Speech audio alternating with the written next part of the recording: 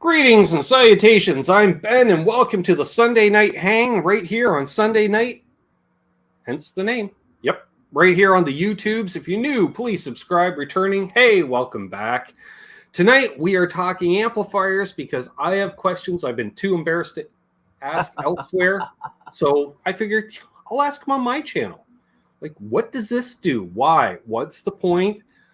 What does it do? Stuff like that. In happenstance, we have JP Page 2 from the chat, aka Jim, who I've known virtually for years, and literally for years. I'm like, please come on. Before the show had a name, I've been asking him to go. He's like, no. And I said, amps? He's like, yes. Something that I know about. Yes. So this should be fun. So if you have any amp-related questions, ask away, and we'll try to answer them. I'm curious to see if I can actually answer them. Probably not. Before we get started, though, we should get to roll call because we already got quite the group in here. 27 of you crazy people already. We have Hobo Roadie, Stephen Douglas, Pete Brown, formerly of Chicago, now Arizona. Sounds like a retirement situation. I dig it. Brother James, JJ's House of Jams, Thomas Santiago, Leo Safko, John Duchesne. I haven't even had to scroll. It's just going. Johnny Love, Chris from Coburg, Leo Safko, Rock Daddy. Welcome. I don't think I've seen Rock Daddy in here before. Definitely extra welcome. Tim Thomas, Hip Metal Works. Yes. BC Rich 581, Dan of New Jersey, Cushman NYC, who's recovering from surgery. Yes. And that's right, BC Rich 581, because you can always use another Jimmy Page. Yep. Always. Joe Hervey has a soda and chips. I dig your style. Janice Lala is here. David Pekarski. What's up, David? Some guy named JP Page 2. Nope, never heard of him. My knees hurt is here. Gear Junkie 35. Albert Bouchard, who I'm hoping to make it up to Toronto to see at the Elmo. July 21st, folks. It's a Thursday. Nice. Might have to phone in sick for the Guitar Town Hall that night. Just saying. Might have to. Other left is here. Fruitcake Tony. Fruitcake Tony has a special Halenville coming up this Wednesday at 9 p.m. Eastern. I can't remember who he's got on, but it's good. It's good. I forget that. Manise was looking at the thumbnail and says, "Where was that Photoshop from?" That was a wall of Marshalls at Sweetwater Gear Fest. And then they had a couple guitars just hanging there for you to take photos with. Ryan Hall is here. Jeff Cornell, Royal City Records, Paul McNary, Billy Baloney, Nightwolf 212. And we'll go down to the bottom, to catch like Doug Strong. ET 5150. Good to see you, buddy. T. Ricky.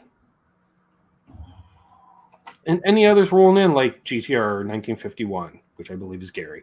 LRM Guitars, which is not Gary. Yep. Perfect.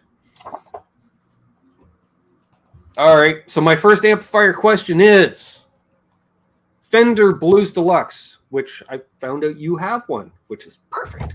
Actually, it belongs to my buddy down there, and rather than schlep an amp to the jam, I just borrowed his amp. Oh, well, okay.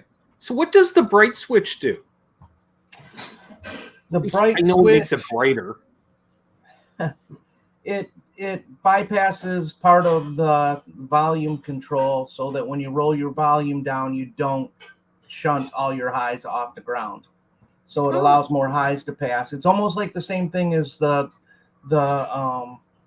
when you do it in your guitar where you put in the bypass. Right. For when you roll down the volume, it works the same way. Huh. Well, there we are. Mine doesn't work anymore, but I was curious.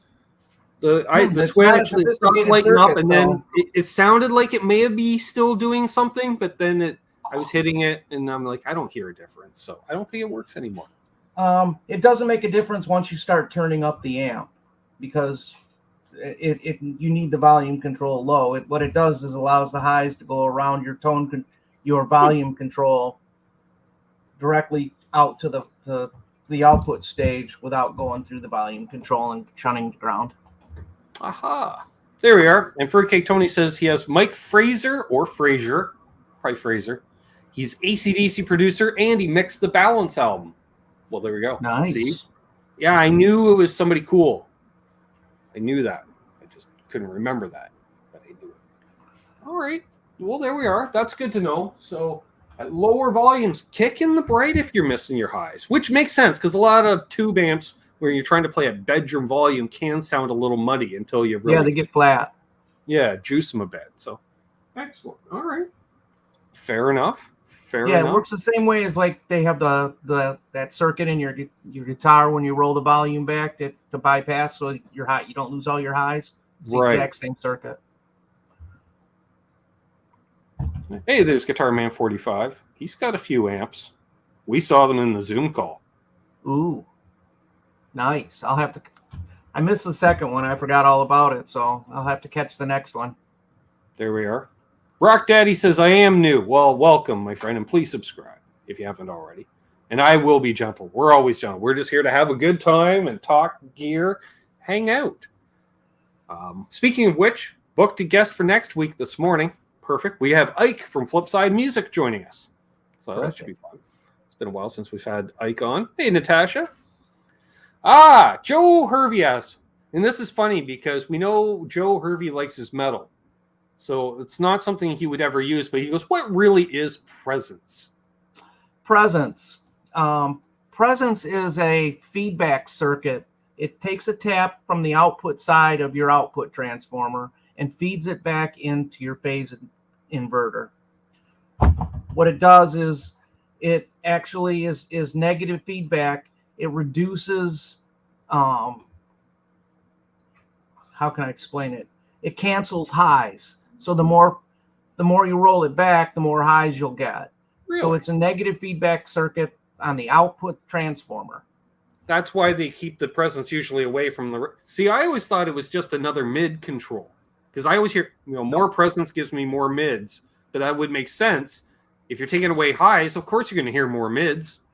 And What's up, Dylan? And the neat thing is you can adjust what frequencies it affects. You can put a tone circuit in the middle of your presence controls so that it feeds back certain frequencies. So that's just cool. Yeah. That's really cool. Huh. That's the same thing. Yeah, like I always wonder, I'm like, well, this is just another mid control. Why is it all over here on the layout? But that makes sense because it's not a fat circuit that's just the same as the presence control. Okay. So is that why is that similar to Resonance kind of does the same thing? Because those knobs, they always put them we're putting it on the back of the amp on some of them. Yeah, that's the same circuit. They're just running it through a different filter, and they're filtering certain frequencies out of the negative feedback side of things so that you end up enhancing or reducing actually certain frequencies. It's actually totally working worth backwards. having you on already.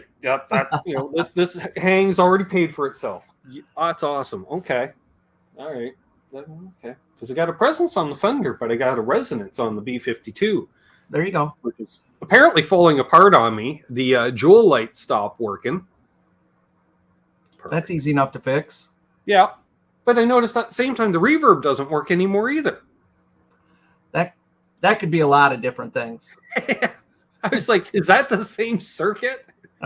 Typically, with your reverb tanks, does it have a reverb tank in it? It's a old-fashioned reverb. I have no idea. It probably has some form of reverb tank attached with RTA. There's modern ones that are all electronics. They're basically a pedal inside your amp. Right. But the old reverb circuits used a tank, and typically what goes wrong with that is the wires get full of gook. So you need to take them out and clean them and put them back in there. That fixes it about 75% of the time. After that, it's quite common there's little tiny fine wires that go from a transformer out to the springs. And if you drop the amp or you get a little abusive, those wires break. Yeah, that's the weird thing. Yeah, it's been stationary. I went to use the reverb for the first time in, let's say, 2 years. And it's like, it doesn't have reverb anymore. So I thought maybe there's a tube that runs that circuit and it burnt out, or a separate fuse. I don't know. Fortunately, I got reverb pedals, but still, be nice to have. In the current world, they do use tubes to run the reverb tanks, but they're a very, very, they need a lot of current, which isn't what tubes do best. Transistors do that best. So most reverb circuits in amps built in the 70s and 80s were done solid state. Okay. If you look at most of the circuits, you'll see that they use some form of transistor or even an op amp to drive the reverb circuit. Gotcha. Yeah. I have to figure it out. And that amp there's not a lot of info on the inner Google on the old B52s. But I know what I saw was they sound great, but they're not roadworthy because they have a tendency to overheat, because somebody put a computer case fan in this one. It wired it in direct, so as soon as you turn it on, the case fan comes on. And it's noisy as hell, and I'd like to get rid of it, but I'm afraid, even though I don't push the amp at all, above bedroom volume, probably still want to leave it in there. I did that with a Marshall JCM 2000, because the very first editions of that amp, the circuit boards were bad. They made them incorrectly, and the tubes mounted directly on the boards got so hot that the boards eventually became conductive. Oh, so yeah, and they don't warranty it. You have to actually call up Marshall and order one. And last I checked, the boards are about $150 just for the board. Wow. Yeah, it's really a drag. So what I did to my buddy's amp is I put a fan in there to keep it cooler. It doesn't fix the problem. It's still going to go bad eventually from all the heat. It's the heaters in the tube that are killing it, not the tube itself, not the flow of current. Right. So I put it in there to keep that board cool just to make it last longer. Then he took it to another amp tech and tore it all out. I think it's blowing on the transformer, maybe. I don't know. Huh. Transformers usually, unless they're really, really, really too small for the output, usually don't get too hot. Yeah. Unless you're in the 70s with variable voltage where it's just killing the transformers. Yeah. My Fender Brownface is designed to run on 110. Our wall voltage here is 128. Yeah. It's really hot. So I had to build a buck transformer for it to lower my wall voltage down to at least 120. Right. Because remember, those amplifiers, they have a transformer in them that takes 120 volts and turns it into 500 volts. So it's multiplying every volt times 5 or 6. So if you're running 18 volts too high, well, that's damn near 100 volts by the time it reaches the output side of the power transformer. That's a lot of stress on plates for most tubes. And it's also hard to get good quality capacitors that can handle that high of voltage. Sure. 500 volts is typical of the top end of what you can buy. You can get some that are bigger than that, but they're not common and they're very expensive. Right. LRM asks, should you bias the tubes in a Blues Junior? Well, yes, if you replace them with something that's vastly different. The Blues Junior was designed to use groove tubes. And whatever it came with was what Fender told you just to buy. Like if it came with the, threes, buy the threes and put them back in there. That way you didn't have to rebias it. Gotcha. What's up, Milt? Charles? But if you don't do that, yes, you'll need to rebias it. And it's an amp that does not have an easy bias adjustment on it. Yeah, it's kind of a drag.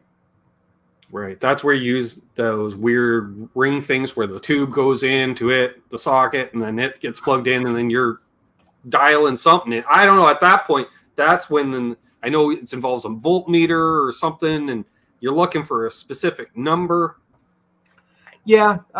Bigger amps typically have an adjustment that's right on the back of the amp where you can tweak the bias voltage. Blues Juniors do not have that.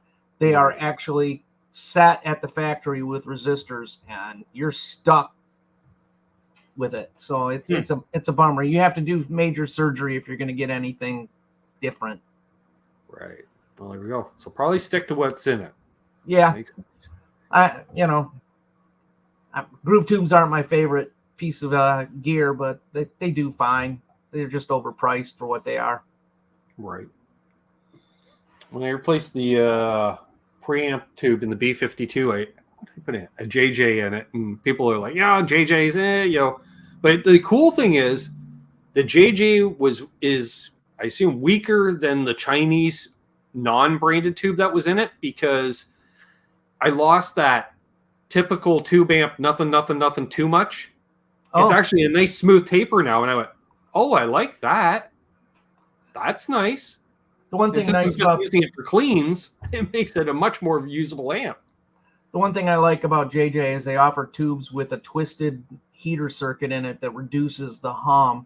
So if you're not running DC on your heaters, which most amps don't, they're mostly AC, you'll reduce your noise by using some JJ tubes. So especially in your V1 position where your signal's the lowest, that's a good thing to put in your V1. Gotcha. Jeff Carnell asks, have you ever used a brown box? A brown box? Not that I know of. Which I believe is like a Variac. I had, my brother has one that he bought to mess around with. But, I'm just not that sophisticated, I guess. I run them and play them. Sure. Pete Brown says he has a 74 Bassman front 10 and my capacitors blew. Is it worth it to get them fixed or sell/trade as is? I don't gig, so I don't need it. Well, you'll get a lot more money for a working amp than a non-working amp. That's just a fact. And, replacing the caps in that is not that hard of a thing to do. You can get onto any of the major electronics stores or outlets and get good quality caps to replace that with. If you don't feel comfortable doing it yourself, I'm sure you're in Arizona. Talk to our friend Lawrence. Yeah, you got to be careful because if that's, running 500 volt B plus on it, for the HT, the high voltage. Right. You're going to want to make sure that all the caps are drained before you go in there and start messing with it, because they will sting you. Oh yeah, yep. You'll feel that one. 74 Bassman 10's a nice amp. I've fixed one of those before. Nice. They sound good. Royal City Wreckers. I love this. We're getting all kinds of cool info. Please ask Jim about his thoughts with a 15-inch speaker and a combo amp. As long as you don't have to move it. They're freaking heavy. A single for years, 15? Wasn't that what every keyboard player played through for years? Was a single 15 combo amp? Well, you look at I have a brown face. It's a concert amp. The concert amp, all the brown face amps were basically the same amp with different speaker configurations. It just was. And there was one version of it, I think it was like the Pro, I think. That was a 15. So 15s will have a nice bottom end and they sound good. Sure. I'd love to have an amp with a 15. My first amp was a solid state Hohner single 15. I think it was a keyboard amp, but it came with the guitar when I bought it. So, if you're going to run much to it, you need a good 15-inch speaker, and those get really, really heavy. Yeah. I replaced a Celestian 75R with a Vintage 30. A Celestian. I'm getting an echo here. No, that's because Tom has his playback going because he's late. That's Thank okay. you, Tom. And welcome, Boner Jams, Gretch Zeppelin, Mark Taft, and Milt. Terry's here, and all kinds of people. We're getting lots of cool questions in here. I think you're muted. I saw one. Oh, here we go. Rock Daddy, who's new. I just got a TSL, which I know is triple super lead. Sure. It's got a TSL bad buzz when I plug in the guitar. Going to replace motherboard with a Rev 20. Hope that fixes it. Checking grounds too. I guess a fan might be a good idea too. A buzz typically is interference somewhere in the preamp section. I wouldn't suspect that you need to replace a board. And I assume you've tried more than one guitar to eliminate that. And more than one cable. Make sure you try different cables and guitars. But swap in known good. That's what we had from our tech support day. Yeah, Swapping, known good. You know, if you don't have a lot of expertise to mess with it, just get another preamp tube and swap it for. Play the swap game until you find the one that's buzzing, because it sounds like you got a preamp tube that's getting some leakage from the heaters. Nice. That's what I'd guess. Although the very first tube on triple super leads and double super leads run on DC in a Marshall. Gotcha. What's up, Down and Back Cornhole Podcast? And I know that because I've fixed one where the rectifiers went bad. So I had to replace the whole rectifier stack to get it back up and running again. Ooh, here's a question, which I have no idea on, and Tom can comment on this as well. LRM Guitars asks, are hand-wired any better than printed circuit boards or just easier to repair? I'd say neither. It's cheaper to manufacture. Sure. It's actually harder to repair because circuit boards rarely ever go bad. It takes special conditions like a lot of heat, improper manufacturing, poor design for a printed circuit board to really go bad. Whereas with hand wired, it's really easy to get a cold solder joint or whatever, especially these days where they do everything as cheaply as possible. Right. Thoughts, Tom? I would tend to agree with everything he said.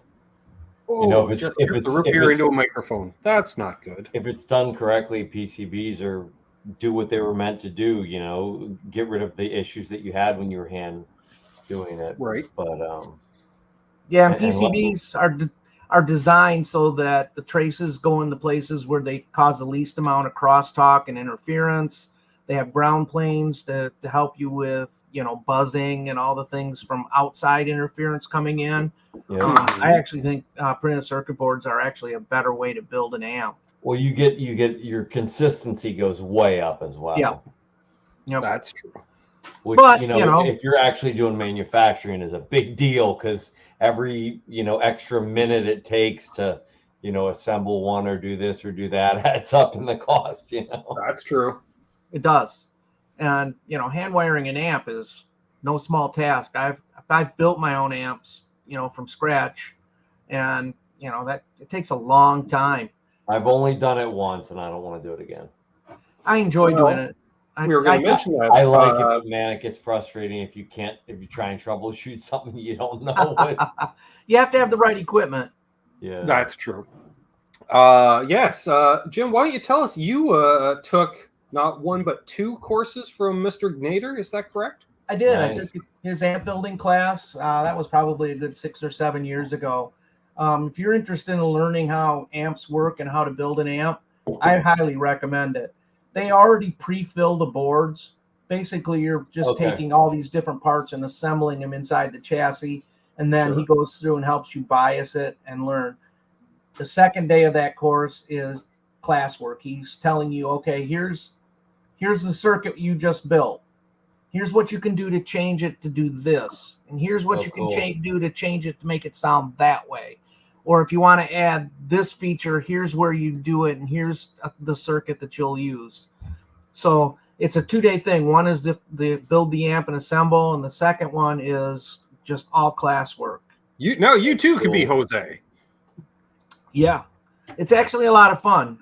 It's not cheap, but you end up with an amp after you're done with it, and it's a lot of fun to do. And Bruce is very. Couldn't Bruce literally charge basically the value of an amp?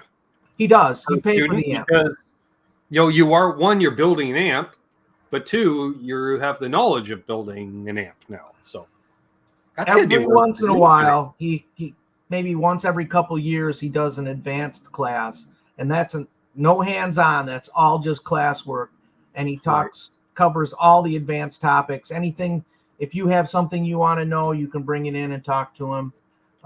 It's great. It's a great course, especially if you're really serious about amplifiers. That's cool.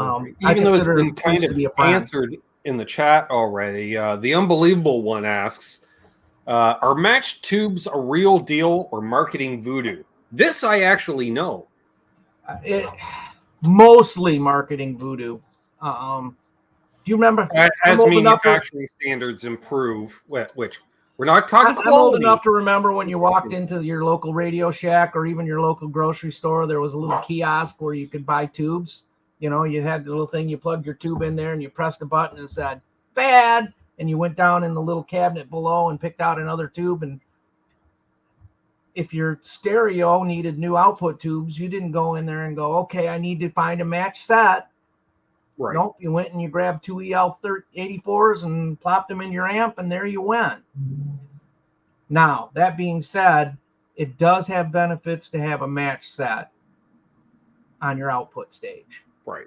But I would say, yeah, like assuming a company puts out a very consistent product, we'll say, where the variance is within that, say, 1%.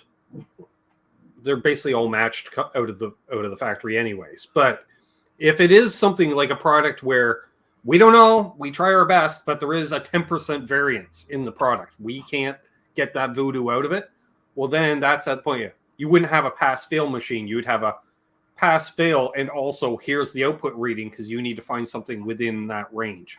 Yeah, and modern tubes are all over the map. I mean, I usually get them fairly closely matched. Right. But I don't insist on them being, you know, right on the money, or it's fine if they're, you know, 5 milliamps off or whatever. You'll be okay. It won't hurt a thing. Sure. All So right. is it voodoo? No. Is it as big a deal as the people selling tubes want you to believe it is? Not at all. That was our go-to, Scott. He's going to say it depends. Yeah. We said that's the fail-safe for tonight. It depends. Does a transformer... Dave Friedman would say the same thing. I guarantee it. Does a transformer size, affect tone? Hell yes, it does. Okay. I'm assuming we're talking about output transformers, not power transformers. Power transformers, the only reason size matters is it can supply enough current. But on the output side... Which I would imagine that's the difference between whatever size heads you're saying, because that's all that does. Output transformers, the bigger and beefier they are, the better sound they're going to have. It's a fact. Can I prove that? Not with anything I have right now. But if you look at all the best amps in the world, they all have really beefy output transformers. Big iron, for sure. Do you agree, Although Tom? I have to say, my Fender concert output transformer isn't that big on it. Sounds great. It's the same output transformer as in the 59 Bassman. Basically, the concert amp was the follow-up to the Bassman. Okay. I have a 1960 concert, so it's basically a Bassman with brown Tolex on it. Nice. Sounds great. We got 70 people watching. Please give a thumbs up if you haven't already. Appreciate it. You know, if you're really interested in learning about amplifiers, there's a guy online. His name's Merlin Blenko. He has a website called valvewizard.uk. He sells a couple of his books. This is one of them.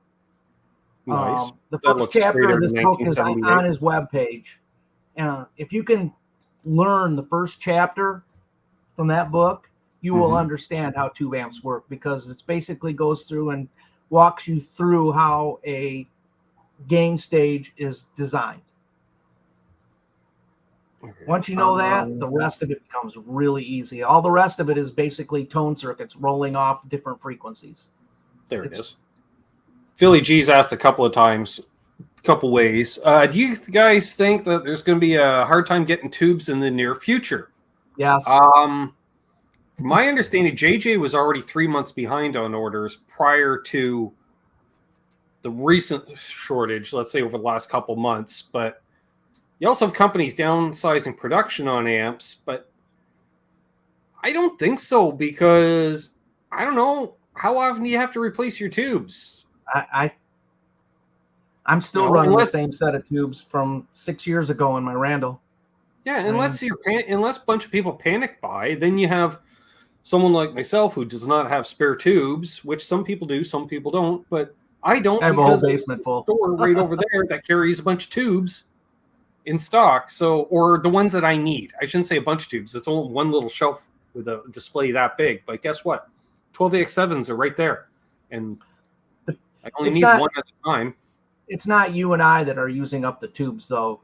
Ben. No, it's mostly the amp companies. Yeah, the manufacturers go through tubes by the crate load, and I would think the quality is so low that they throw so many of them out that it's really hard to keep that supply. Now, Dave Friedman would tell you that sourcing tubes is his biggest nightmare. Right, and I think as we're saying, as the quality of tubes has declined over the years, these guys are buying a lot more quantity so they can sort through them to find the best of the best or what have you. And I think also outside of manufacturing, traditionally, the largest consumption was touring musicians because tube amps don't travel well. So no, you watch the rig rundown with AC/DC and they were saying we're popping a new set of tubes every 4th gig type thing. Well, you're going through a lot of tubes. Whereas, and I'm thinking, your tech isn't biasing those amps. You should not be burning out tubes every 4 gigs because Angus don't play that hard. Yeah, if you're going through tubes that fast, something needs to change. You're running them way too hot. Yeah. I mean, some people like to run their output tubes toward the top end. I don't really see an advantage to that, especially with modern. Well, and if it's to get a certain sound, I don't care if you're Angus Young. Throw a pedal in the circuit. Nobody's going to fucking know. Yeah.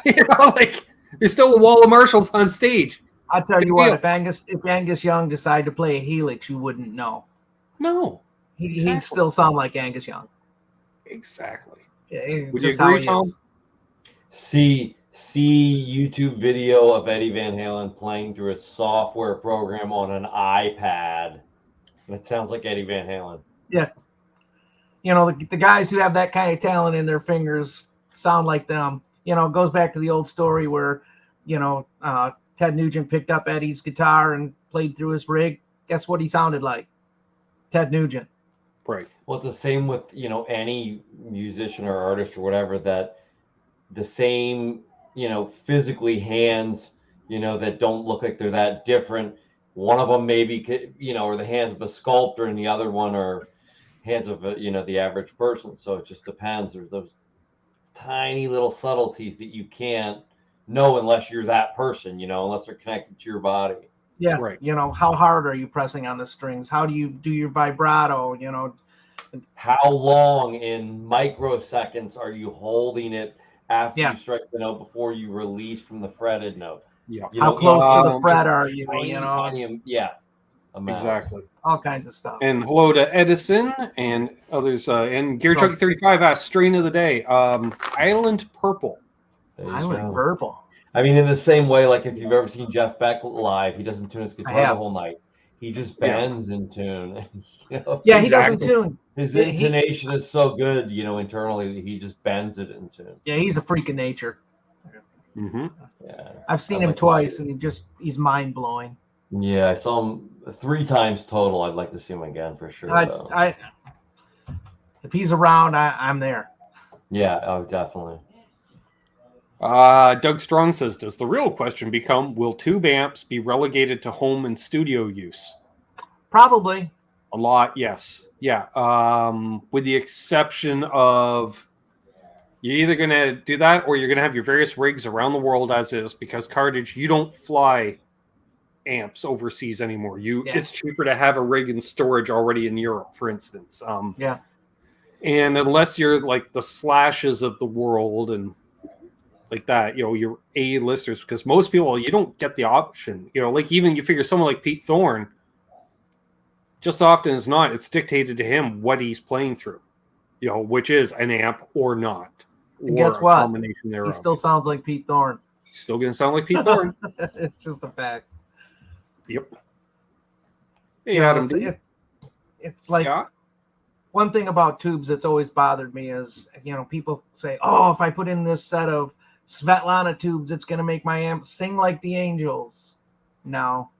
It's not going to sound any different than your set of Chinese shiguangs. Yeah. That's one of the least productive things to change in an amplifier to change a sound. Yeah.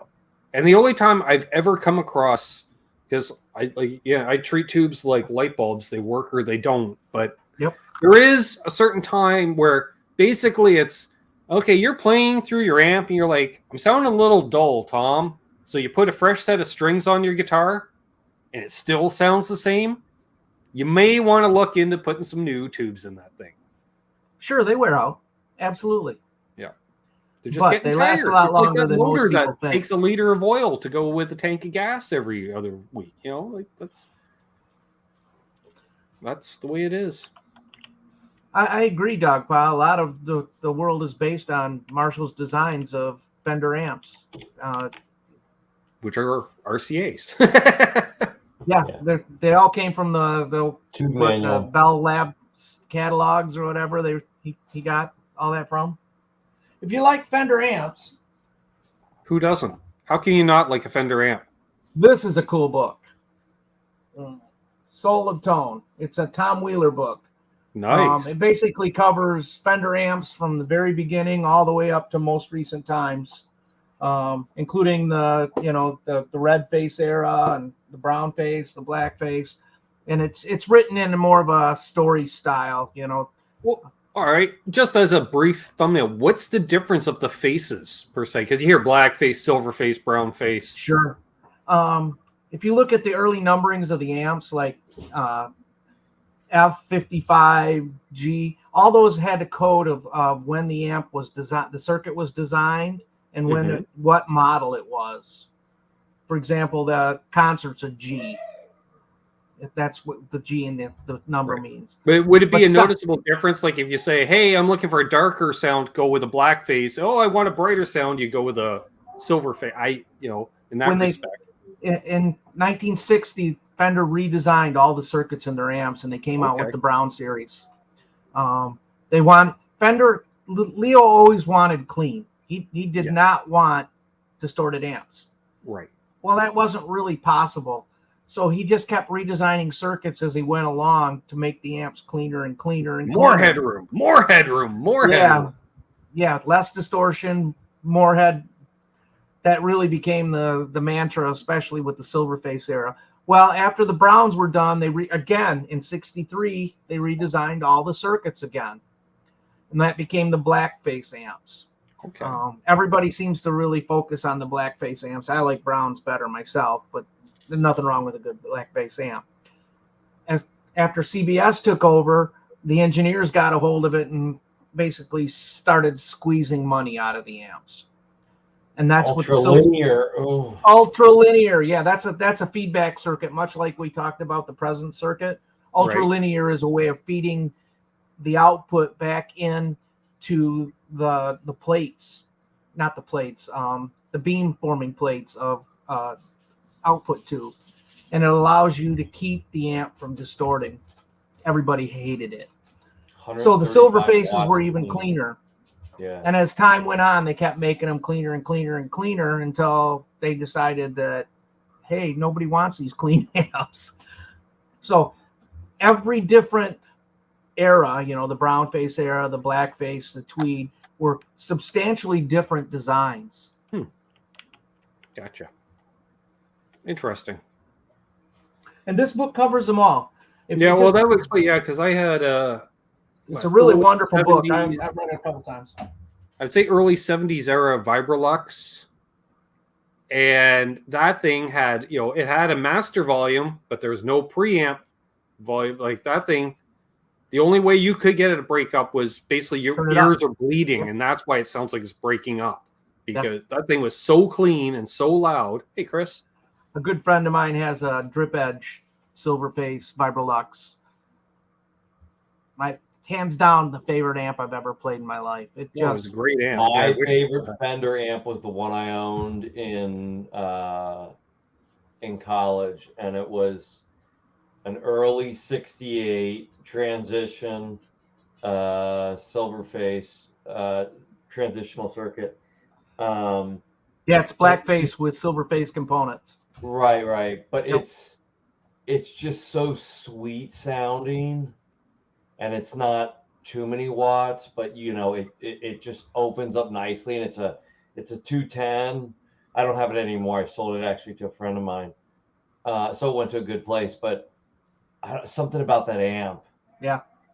Those early silver faces. I don't know what it is about that specific one. I don't know if it's that circuit or if it's the 210 setup in it or what, or maybe I just got a good one, but it was so sweet. That's the only word I can think to describe it, you know. I thoroughly agree. The Silverface amps got a bad rep because by 1971 or 72, they'd done the ultra linears and they started using cheaper components and everything, and they didn't sound as good. But the stuff built right at the beginning of the Silverface era was well built and very similar to Blackface's and sound great. If you can find yourself a Silverface amp that's a 68 or a 69, give it a listen. It's well worth your time to see if it's a good amp. Very true. Michael Crow says, "What's a drip face?" Now, this one, as I recall, isn't literally in the piece of bent steel. There's a little drip curve, like it's got a little eaves trough just bent into it. On the control panel on the front, at the bottom of the control panel, there's a little lip. It's called a drip edge, just because they don't know what else to call it. Again, it's a cost-cutting measure. Every fold of metal takes more time, so bean counters made that go away as an unnecessary expense. But the earliest Silverfaces had a drip edge right along the bottom of the control panel. Exactly. All right. Unbelievable's got all kinds of questions. He's got all the questions tonight. Okay. I got to scroll back. Where was it? There it is. Do external effects loops suck tone or make the tone suck? Why or why not? What's that? I've never used an effects loop. What's that? Hey, Leaf. Say that again. Basically, effects loops. Are they tone suckers or do they create tone? What? How do you put it? I don't know. Like, basically, do they affect tone? Negative. Do they negatively impact your tone? Yeah. Yeah. Do they suck tone? Similar to. I'm going to go back to Dave Friedman. It depends. A poorly designed effects loop is going to sound horrible. Oh yeah. You know, a well-designed effects loop is going to be fairly transparent.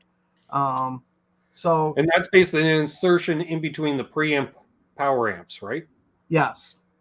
It comes actually between the preamp and the phase inverter. The phase inverter takes a single signal and turns it into two signals that are out of phase so that it can power your output tube, so they push-pull. Okay. And that's how it works.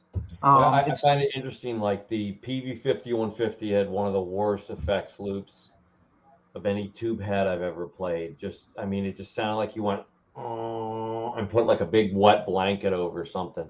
But the Metropolis head I have uses the same effects loop circuit as the Friedman, like the BE100, that whole line, and I think it sounds great. I mean, I was going to say, wouldn't the perfect effects loop be basically transparent?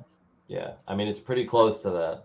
Yeah, like I know the effects loop on the P52 has a separate volume control on it, which is nice because which is more, that's your pedals problem. I'm here to adjust it, as opposed to, hey, everything I plug through it automatically has a voltage or a volume drop. That's a shitty effects loop then. I'll tell you. The other thing that can make it sound funny is if you're running it in series, if you have a phase issue where your pedals are putting it out of phase, you'll get a really tone suck out of it. So you got to be careful that your phase is correct. And sometimes just the turning on the pedal flips the phase. So you might have it working great under one thing, and then you click another pedal that's in your loop, and it turns it 180 degrees out of phase, and now you got this. See, that's why you run everything into the front, folks. Just run it all in the front. Screw the effects loop. Yeah, and the only way to know that is to actually take a look at it, on a scope or something, and see what the phase is. Ben, you have a very good point there too, Ben. I think many people, myself included, I'm probably one of the worst offenders, but want to do all these complex setups, and I'm like, well, that's fine if like whoever you're really into does that and you need to do that to get a sound, but 90% of the time it's like, what are the albums you really like the tones on? Okay, well, that's just like a rat into a JCM 800, or it's just this into this. Like almost all of them are on the front end. Right. You know, or ran through like an aux bus in the board if they're, you know, doing a whole album or something. Yeah, like half the modulation's done pre, some of it's done post, you know, post gain for bigger sound. But again, that's traditionally has been outboard gear of some kind. Well, even you know, like how many guitars they don't even have any reverb on them when they're recorded. Reverb is added post. Yeah. A lot of it is post effects. Keep the sound as, you know, the basic sound of your distorted tone, and then fix it up later with reverb and echo or whatever else you need to do. I think probably every modern studio now probably takes either a DI or has some sort of setup where they can reamp it later with anything they want, because if you're recording in digital anyway, why would you not? Yeah, you have unlimited tracks. Why, you know, it's not like you're limited to 16 like they were back in the 60s. Yeah, exactly. Early 70s. Yeah, like half, like I know when we did Richie's album, most of it was him into a Dynacomp directly into the computer, clean. You know, I added all of his gain post even. Really? You know, and he's like, yeah, this track, give me a big guitar sound. Okay. You know, bring up amplitude, bring up a Marshall and crank it up or whatever, you know. Okay. And I think, you know, today's generation is much more computer savvy than my generation is. Although I'm a computer programmer for a living and pretty computer savvy, my generation as a whole is not. In general. And we're still stuck in the tube amp era. It's just we're the last of the generation that's going to insist on tube amps. From here on out, all the, you know, the 30 somethings and down, they're going to love tube amps because how they sound, but they'll be just as happy running stuff through a computer or, you know, a Helix or, you know, exactly. Yeah, like exactly. You know, that's the funny part, you know, and we're probably the same generation that's the last generation of tube amps is probably going to be the last generation for the most part of pedals. Probably. Especially because everyone's just screw it. I'm using a Helix or an Axe-Fx or a Quad Cortex or whatever. You know, something that allows you to do your entire chain. I'll tell you what I was shocked at. I didn't buy it, but I just tried one of the demos of. I know they make different modules that are supposed to be like different amps. They made one for Pliny, and they have one that's basically like an SLO 100, a Soldano, and it still doesn't feel 100% right to me. But man, the sound coming out of the, you know, speakers sounded great. I mean, well, just look at Steve from Boston. I mean, his tone is great. Yeah, and he's doing it all on the computer. Yeah, he's using what software is he using? THU. That's it. Thank you. Yep. Hello to Brooks Round, another new name in the chat. Welcome to the channel. Tubes and physical electronics and tinkering are always fun. Yep. Synergy. Rock Daddy, I have no idea what the. I'm not familiar with the Fender 40 Studio bass. I can't help you with that one. So that's an amp that I'm just not familiar with. I have to kind of agree with Mr. Anderson 59 that they will never feel the same as the real thing, but I agree with Jim also that people that are of a certain age or younger just won't care. They don't care. It won't matter to them. You know what I mean? It's like because I'm not a golfer, if I went golfing once, you know, my buddy that I go with might be a golfer and he might go, well, how can you swing those clubs? I can never use those. Those are horrible. I'm like, well, I don't know any better, so they're fine. See, this is good to know. Dylan says we still get a ton of customers 25 and under that adore pedals. They're kind of like trading cards at this point. Collecting them is a big aspect of it now. That's true. With the whole plethora of boutique builders doing limited runs and stuff, that is like your insert trading cards such in many ways. Randy Crooks, hey Randy, he asked what my ultimate, I guess, Desert Island bucket list amp would be. And honestly, I'm giving it a lot of thought. I'm not sure. So I'm going to get back to me. Jim, what would be your ultimate Desert Island amp? You may already own it. I don't know. I probably do own it. I just love brown faces. But if I had to pick something outside of what I already own, it would probably be a Tweed Twin. High or low power? Low. Early Tweed Twin. But I hear that that guy from ZZ Top owns them all. Pretty much. He's got a huge collection of them. And probably that Bonamassa kid owns the rest of them too. Yeah, probably. Well, Keith owns the rest, right? Yeah, Keith's another one who's a big fan of those. Apparently, when they were on the road and he started getting addicted to them, they would just any city they went to before everyone knew how good they were. They would just buy them all up. Whenever they saw one, they would buy them. Oh, wasn't G. Smith? Yeah, he likes them too. He owns them.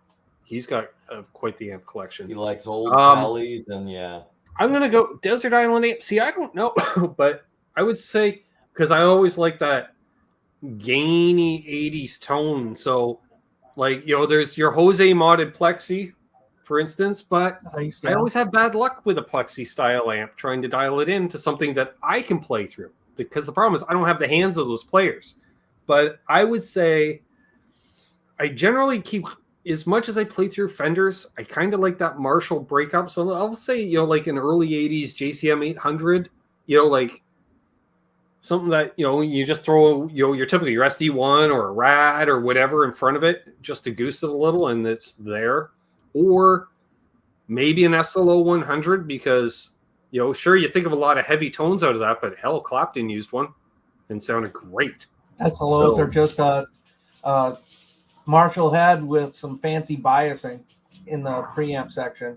He takes and biases one stage hot and then the next stage cold, and that's how he generates that distortion. Okay, I was worried because I was like I've only ever played through one, and that was because Mike's like, hey, play through the amp I built for SRV, and I'm like, fuck yes, a Tweed SLO 100.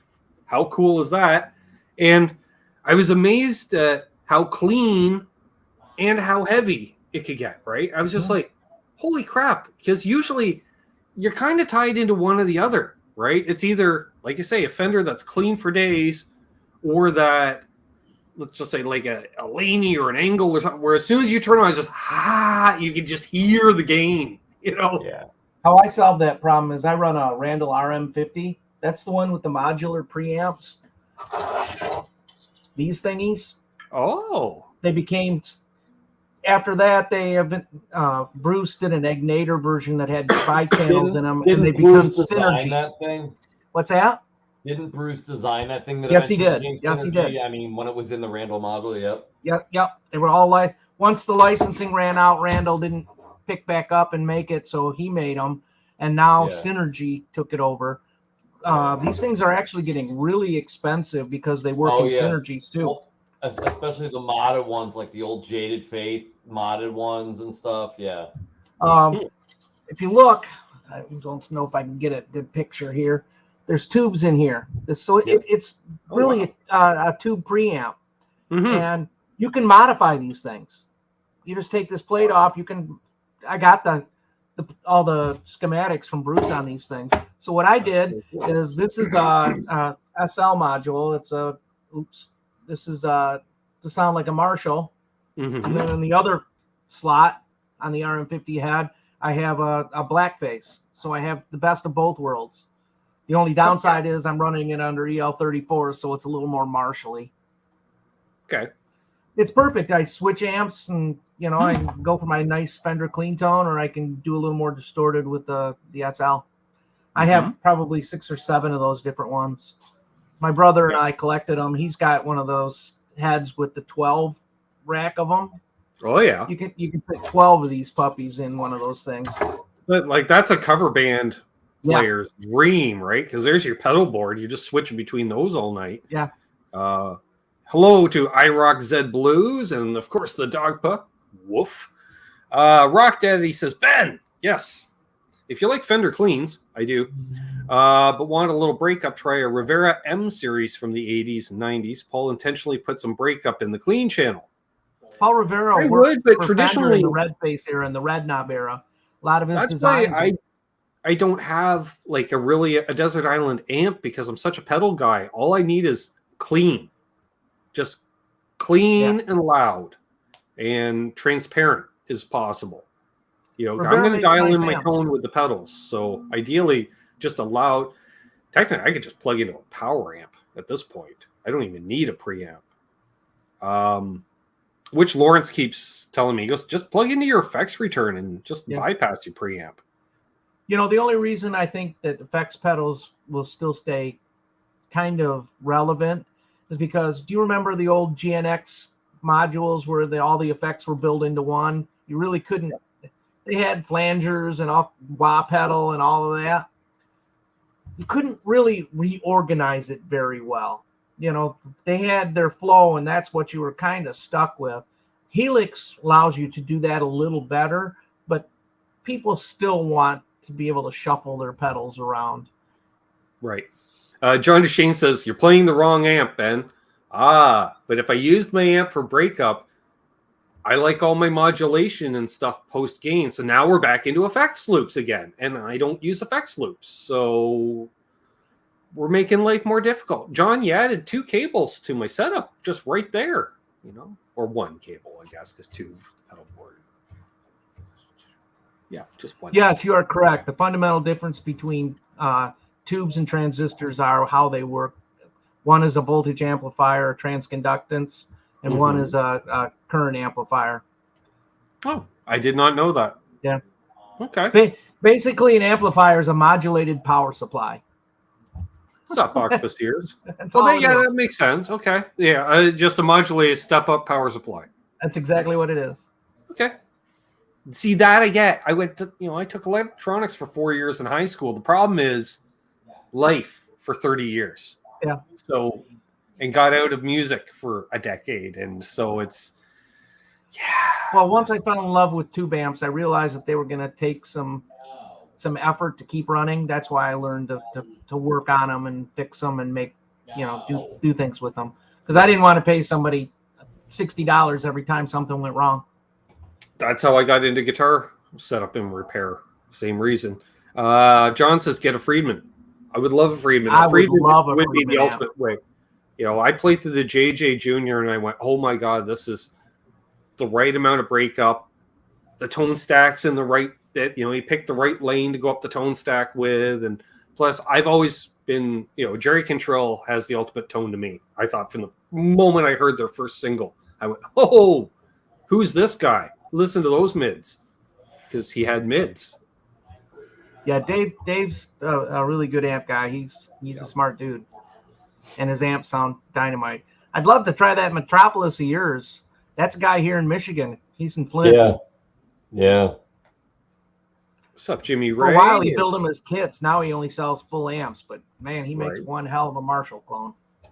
That's my favorite amp. Is it a Metroplex? Yeah. And see, that's the thing. I know it's like Mr. Anderson 59 would say, I have a Runt 20, another great amp, great effects loop too. And see, that's the thing, because I trust Dave. I don't trust Faceless Corporation Fender, Tom, about their effects loop. They go, our effects loop's good. We're going to sell thousands of amps regardless. See, I don't trust that. Dave, because we know he answers all of his correspondence, hey man, your effects loop sucks. Well, what's it doing wrong? Oh, it turns out it's your pedals. Reverts back to previous conversation. I trust his opinion. The guy builds rigs for a living. He's not going to build crap. I don't know, Dogpa. I don't think his amps are particularly overpriced, considering they're built in California with them. The parts. Everybody buys Chinese parts. Anybody who tells you any different is lying to you. Nobody else makes them. Yeah, or every single damn electronic component made in the world is made in China now. Yeah, and if it's not, you're paying twice as much. Yes, let's say at least. By the end, your $2,000 head is now $4,000, and your $5,000 head is now $10,000. And the number of fake parts being put out there is astounding. People will take rejects from the factory and they will put new covering over the capacitors and sell them to the major distribution houses. So you can buy from the best places and still get fake parts. It's bad. So it's all about price point. And hey to Jimmy Ray. See Jim Ray in here. Who else we have joined in there? Scott, I know of no major American manufacturers of things like resistors, capacitors, or anything like that. It's all made in China. All of it. Yeah. Unless it's straight, I don't know, like there might be military. There are some boutique stuff, you know, like Zoso capacitors and that kind of stuff. Right. But you're not going to build many amps out of that kind of stuff because, I mean, the capacitors are $60 for a single one of them. I mean, why you can't afford to do it? You know, I can't afford a $7,000 20-watt amp. Just not happening. Now, granted, if you got a part that fizzles out, you know, into your vintage amp that you're already digging it, I'm just saying, you know, you mazel if you want to buy that fancy schmancy single part to replace it with. More power. There's no doubt that there are a few places. You know why you have those, Jim? You do that out of spite. Because if you're going to sell that vintage head, you don't want the tone stuff. Oh, you got to replace a capacitor, blah, blah, blah. Even though we know it's a part that wears out commonly on an amp. You go, yeah, well, I put in the cork sniffer $50 capacitor. So shut your pie hole on devalued amp. Again, it goes back to, do you want an amp that works or a vintage amp that just looks cool hanging out back here because these don't work? Because the last one caught on fire. I'm just saying.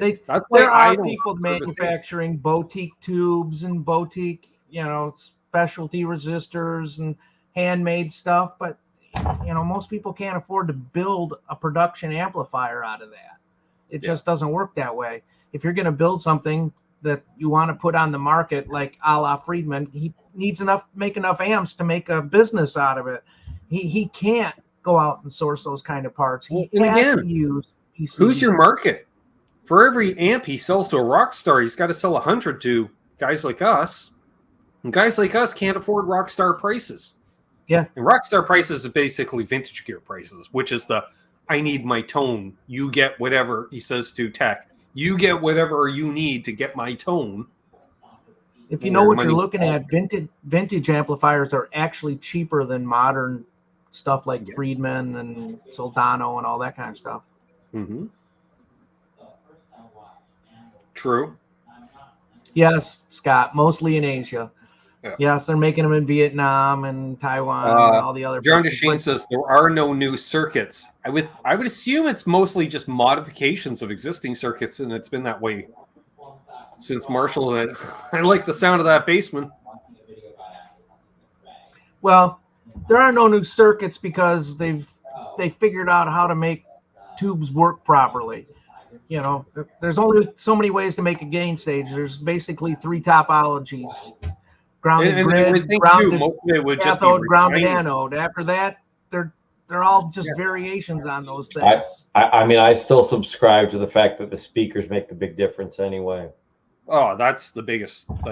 Right there you go. If you take my it's a 67, very, very end black face. It's an actual black panel.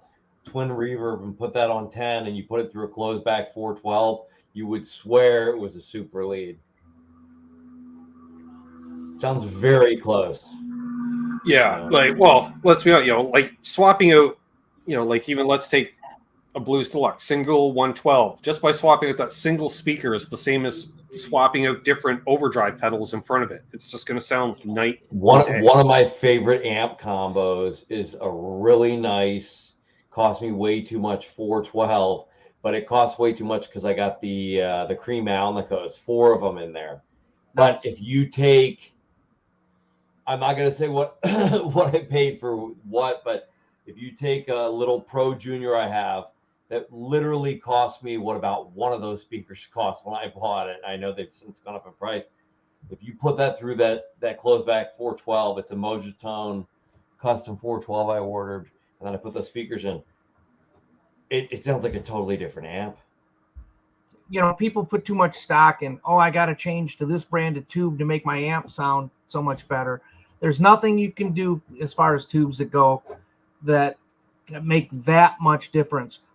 The speaker is the number one change, and the tone stack is the second change. It's like swapping the Goodyears for Firestones on your car. Like a production tire is a production tire. It does a thing, and they all do it basically the same.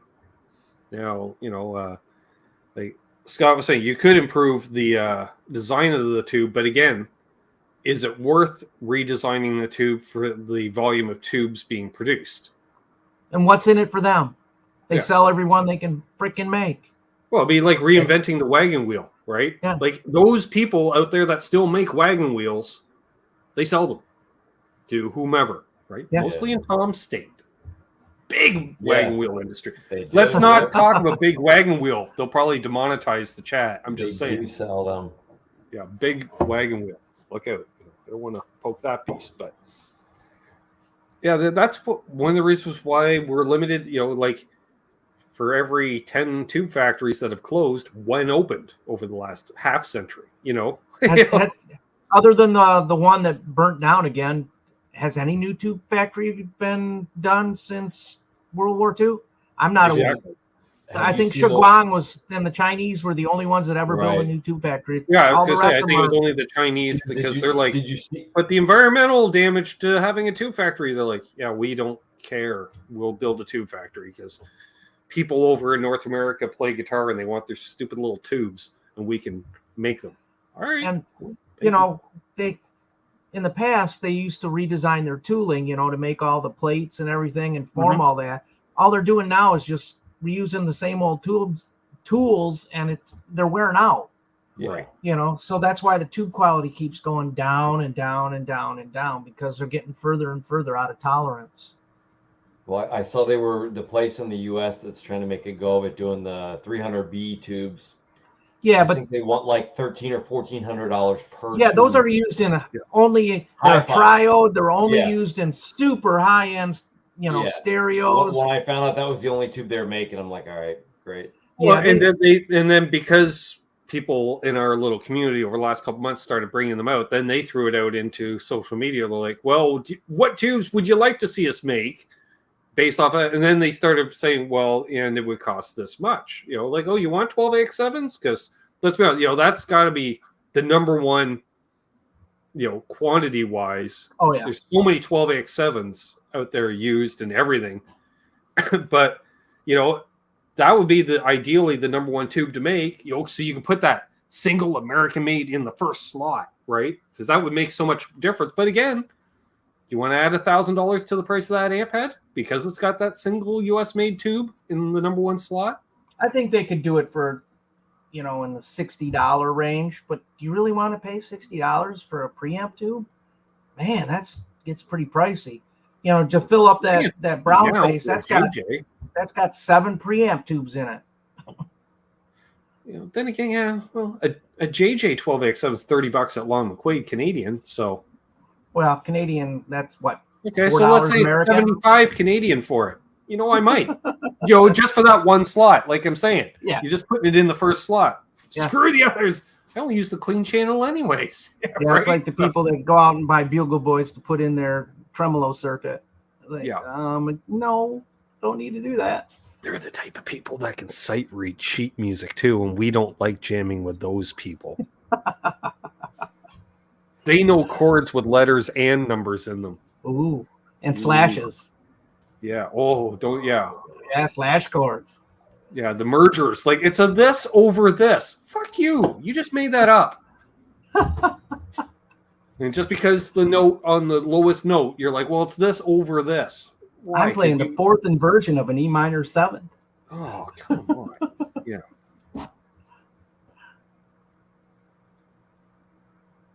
Yep.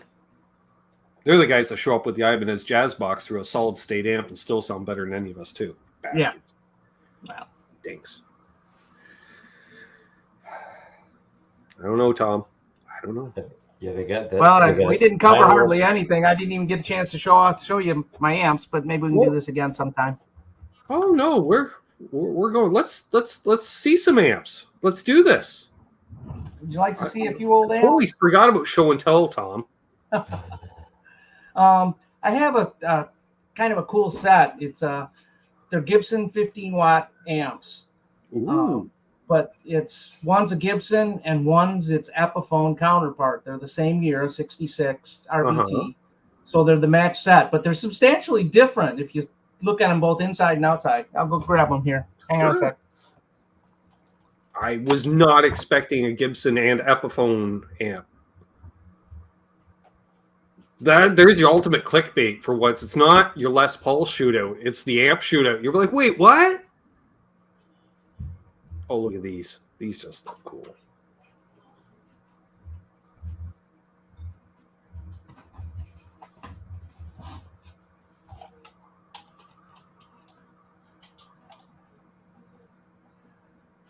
All right. Let me see if I can get it so we can see this here. There we go. That's the Gibson amp. This was actually found in a guy's basement who wanted to kind of get rid of it, and it's been recapped. It's got a replacement speaker in it, but I do own the original speaker. Mm-hmm. I just don't want to blow it up because Gibson put in real pieces of junk in their amps. It's got the little doghouse here with the. I don't have my glasses on, but is that an Explorer? Yes, it is. Okay, that's what it looks like. But a GA15 RVT. Explorer. I can't read from here. Sorry, it's glasses. No, you're fine. I was just trying to read it from here and I couldn't. Tom's just blind is all. Yeah. There you go. That's what I'm used to seeing. Look at that. Nice. Yeah, it's gorgeous. Gibson amps were never really popular. Gibson had a philosophy. They didn't like the Fender bright sound. They put circuitry in these amps to dull them down.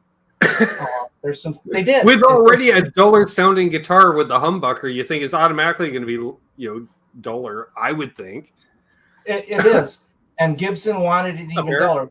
They love jazz boxes. Back when this was built, they were selling, ES 335s and 175s and everything else. The SG hadn't quite taken off yet. A little bit, but not as much as solid bodies eventually became. But it's a nice little amp. The tremolo is excellent. The reverb is shit.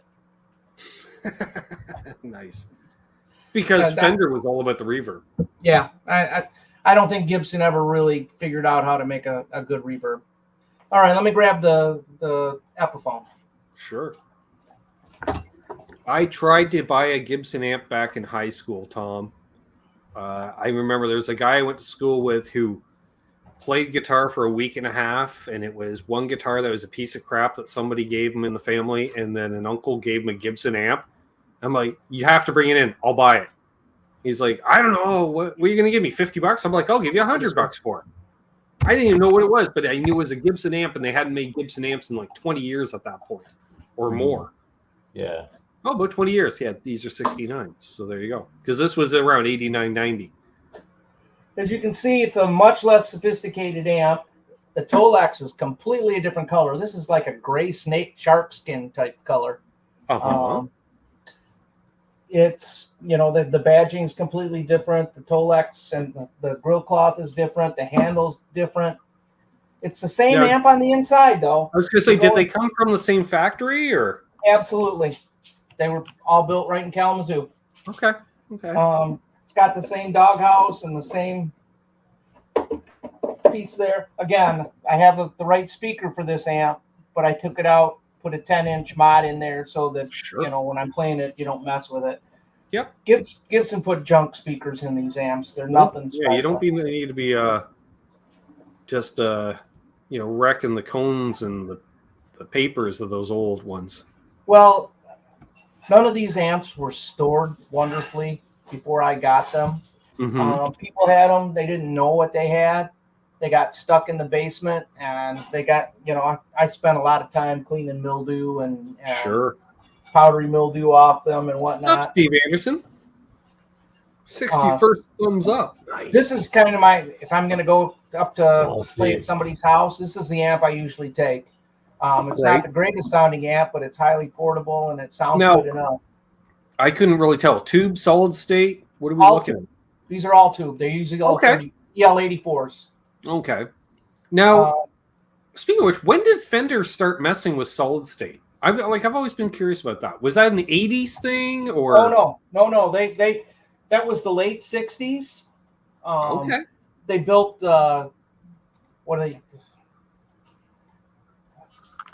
they named them all after horoscope symbols. The Gemini and the problem is they were terrible designs and they burnt up, literally. They caught on fire.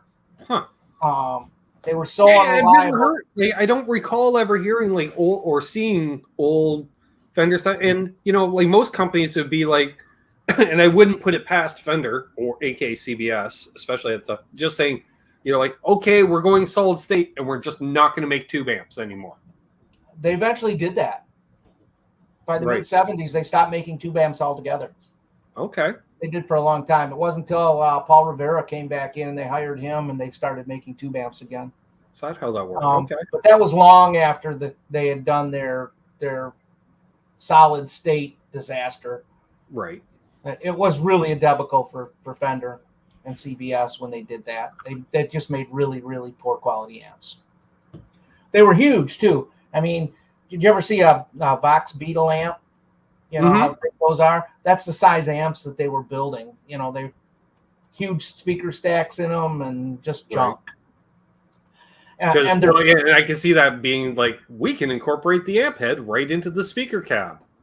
Yeah. With minimal extra weight. And they're actually kind of rare today for two reasons. One, they sold very poorly, and two, the ones that did sell burned up. So they got junked. There's some out there, but you don't want them. Gibson had the same problem. By the late 60s, they also went solid state. It was a lot cheaper. Well, that's what I was wondering, because solid state was all the rage, but I can really only think of, like the early solid state stuff that took off was Roland and Peavey. And I think the only reason why Peavey started to take off is because they gave Leonard Skinner a whole shit ton of solid state Peavey equipment to get it out there in front of people. Yeah, that might be it. For a long time, especially in the late 70s, you could buy Fender tube amps for a song. People didn't want them. They were too heavy. People wanted something that they could grab and take to a gig with them. And, even though the solid state amps of the day weren't that great sounding, they were a lot lighter.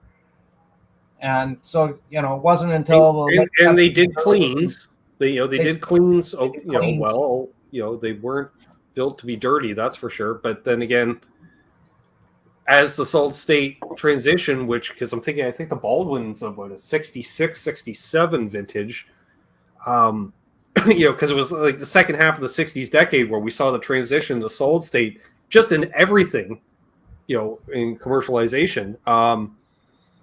Where was I going with this? Dang it. What's up, Tony? Yeah, but it's all for cleans.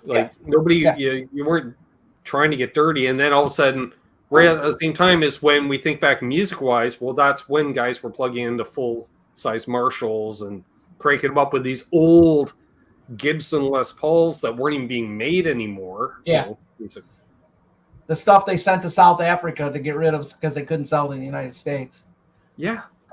A lot of old burst Les Pauls are found in Africa because that's where they ended up, how they could get rid of them. All right, one more good one that I'll show you. I'll show you my Fender Concert. This one's a bit heavier, so it'll take a second. All right. Exactly, LRM guitars, transistor radios. I still have my dad's transistor radio from when that was a thing. I think he was a teenager, Tom. Transistor radio with the old antenna. Yep. Exactly, Dan. They don't really have a soul, though. But soul can easily be confused with temperament, Tom. That was the other thing. Solid state, and in the long run, is much more reliable, in theory, if you use the right transistors, and they're not germanium. Now, I wonder, were those early Fender solid state amps germanium transistors? I think by then they'd already gone to silicon. Okay. Because I say our off-air comment on how temperamental germanium can be. No, I think they'd already gone to silicon by then.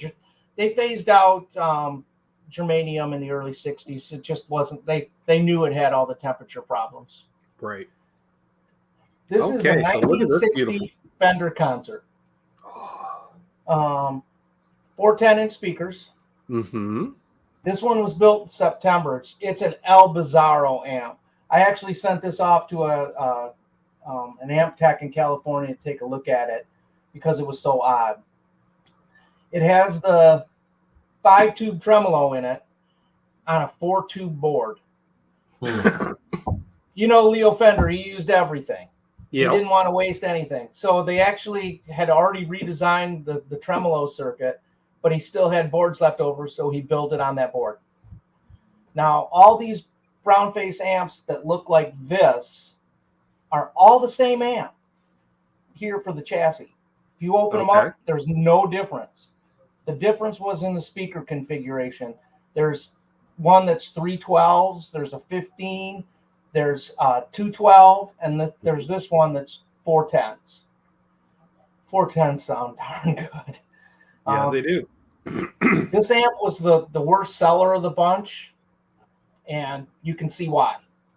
I demonstrated. It's big and it's heavy. Yeah, I'm just saying. I remember because when Richie got his DeVille, that's one of the first mods he did was he pulled the head out of it and put it in the head enclosure, which became a Seafoam Bastard because lugging it around, he's like, Jesus, I get it. And see ya, Cushman. What year was the amp? My niece heard asked. 1960? This is a 1960. It was built in September of 1960. Wow. It's also, when we looked at the values of all the components, it's actually got a totally unique tone circuit in it compared to any other amp that they ever built in this era. So I always like to kid around that, this was Leo's experimental amp, but it probably had no chance. As opposed to it was probably, hey, did those replacement parts come in yet? No. Yeah. Well, I guess we'll use these. They're close enough value. We're at 100K resistors. Yeah, I use that 92 over there. It's close enough. Yeah. So, which is really, there's your whole boutique market right there, folks. Replacing your 100K with a 92 or a 110. Like, slight variances. That's all it is to fine tune. And the big thing that these amps offer that you cannot get in any other Fender amp, and it was only in the brown face era, was the harmonic tremolo. It actually is a true tremolo, and this is one of those amps, and it sounds just absolutely beautiful. But the circuit uses 5 tubes. It's crazy, It's like you're lucky. Like thinking, can't you get away with 1 or 2? Like, well, they did tubes just for the trem circuit. Like, forget about the preamp power. Well, how this trem circuit works is it actually takes all the output and splits the frequencies and sends different frequencies down different paths. Right, and that's how the tremolo is. It's way deeper than that. It's a really funky circuit that I've looked at it and I don't understand it. So, and I'm pretty good with electronics and I don't really understand how it works, but it sounds amazing. I bet that would be one that like Friedman would like to look at and just be like, huh, so they did this day, type thing. Like someone like it's amazing because I'm just saying like Dave serviced so many amps. Oh yeah.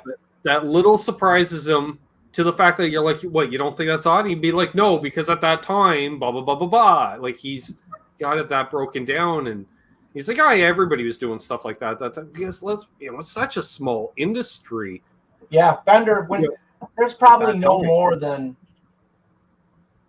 300 of these amps built of this particular model.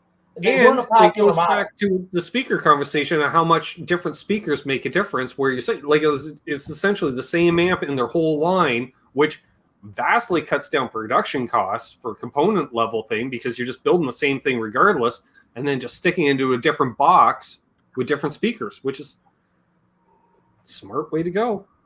Yeah, this amp came with the original Jensens. But the Jensens they're a great sounding speaker, but they're terribly underpowered for the output of the amp. This is a 60-watt amp. It's like a P10. P10R? Yeah. Something like that. Something hard. Yeah. Whoever owned this amp originally blew the speakers in it. And they put in a set of speakers from a 68 Super. So while it doesn't have the original Jensens, it's still got vintage speakers in it, and they sound good. It's just that's the one thing that's not original in this amp. Everything else is original. All the caps are original. I've had them all checked out. I've checked them out. They're perfect. I'm not going to fix what ain't broke on it. Right. When I bought it, it still had the original tubes from 1960. Beautiful. It was full of bugle boys. And it had Let me look and tell you what the brand of the power tube was.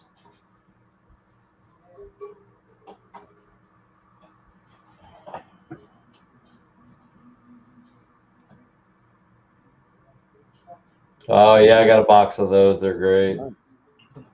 5881s.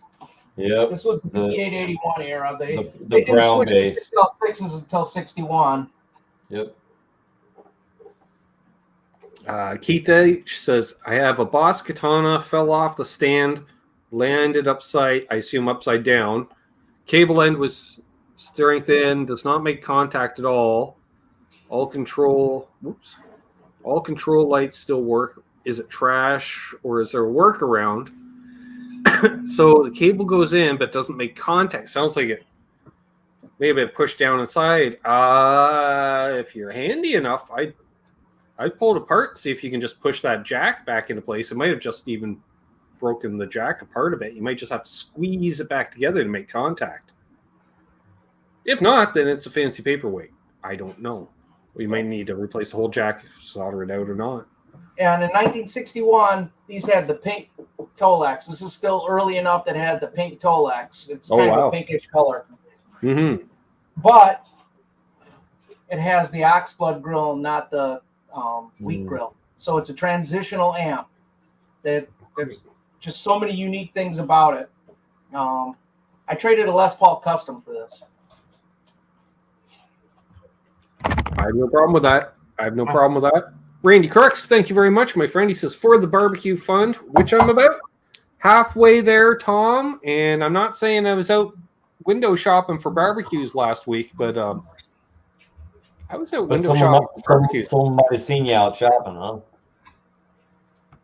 Yeah, I was looking at, I was paying off the phone bill this morning, just why not? And yeah, we're about halfway there. So nice. Appreciate it.